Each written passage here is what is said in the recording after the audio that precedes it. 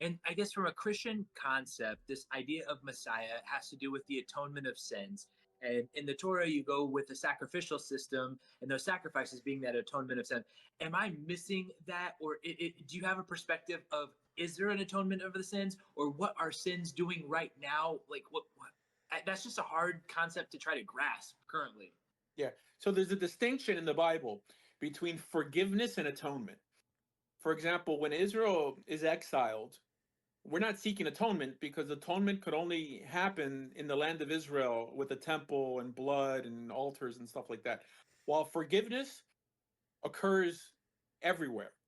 For example, this is not our first exile. Israel was exiled to Babylon, and how did God accept them back? Well, they repented and God forgave their sin. If they were in Babylon, what sacrifices could they bring? Because you can't bring sacrifices outside of the place that God chooses. That means you're not allowed to bring sacrifices outside of the temple.